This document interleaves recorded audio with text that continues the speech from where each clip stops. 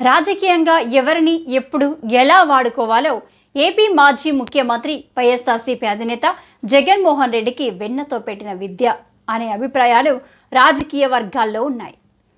ఇలాంటి తెలివితేటలు కూడా ఆయన వద్ద పుష్కలంగా ఉన్నాయంటారు రాజకీయ విశ్లేషకులు. అవసరాన్ని బట్టి రాజకీయ రంగు వేసుకోవడంలో ఆయనే సాటి.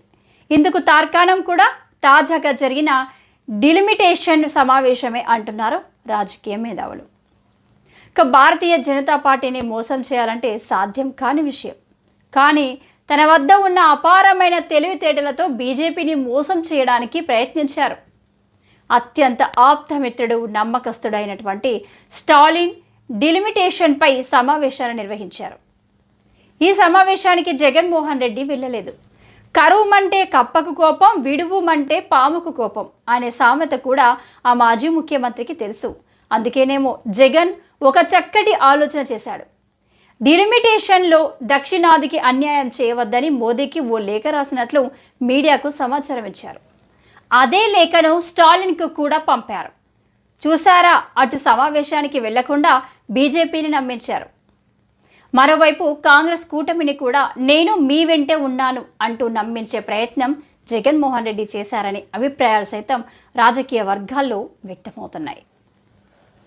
ఇక స్టాలిన్ నేతృత్వంలో జరిగిన సమావేశం పూర్తిగా రాజకీయంతో నిండుకున్నది. ఇందులో ఎలాంటి సందేహం లేదు. ఎందుకంటే ఇంతవరకు డిలిమిటేషన్ విధి విధానాల అమలు కోసం కేంద్ర ప్రభుత్వం ఒక్క అడుగు కూడా వేయలేదు. జనాభా లెక్కలను ప్రామాణికంగా తీసుకొని చేస్తామని ఇంతవరకు కేంద్ర ప్రభుత్వం కూడా ఎక్కడా చెప్పలేదు. తమిళనాడులో మరోసారి గెలిచేందుకు స్టాలిన్ చేస్తున్న ప్రయత్నాల్లో భాగంగానే స్టాలిన్ డిలిమిటేషన్ను ఎంచుకున్నారు అనేది స్పష్టంగా కనబడుతుంది. అక్కడి ప్రజల్లో భావోద్వేగాలు రెచ్చగొట్టే ప్రయత్నంలో భాగంగానే దక్షిణాది పార్టీలను ఏకతాటిపైకి తెచ్చే ప్రయత్నం చేస్తున్నారు స్టాలిన్. ఇదే విషయాన్ని మోదీకి వివరిస్తూ అన్యాయం చేయవద్దంటూ జగన్ లేఖ రాయడం ఇక్కడ ఒక్క కోసమేర్పు. డిలిమిటేషన్ సమావేశానికి వెళ్తే బీజేపీ మనసు విరగడం ఖాయం. ఈ నేపథ్యంలో బీజేపీ ఏమైనా చేయడానికి అవకాశం ఉంది.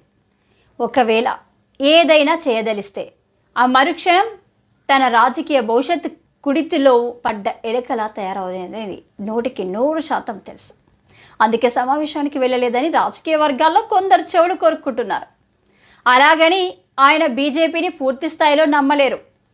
కాంగ్రెస్ కూటమిని దూరం చేసుకోలేరు. గతంలో ఆయన ఢిల్లీలో చేపట్టిన ధర్నాకు కాంగ్రెస్ కూటమి నేతలు మాత్రమే మద్దతు పలికారు. అందుకనే కాంగ్రెస్కు మద్దతు ఇవ్వాలి కదా. భవిష్యత్తులో ఓడలు బండ్లు కావచ్చు, బండ్లు ఓడలు కావచ్చు. అందుకే మోడీకి లేఖ రాసినట్లుగా స్టాలిన్కు సమాచారం అందజేసి తాను చాలా మంచి అబ్బాయిని అంటూ సెలవిచ్చారు. జగన్ మాతోనే ఉన్నారని, వచ్చే సమావేశానికి వస్తారని డిఎంకే నాయకురాలు కనిమొళి సమావేశంలో స్పష్టం చేశారు. అంటే తెర వెనుక ఏం జరిగిందో అర్థం చేసుకోవచ్చు అంటున్నారు రాజకీయ మేధావులు.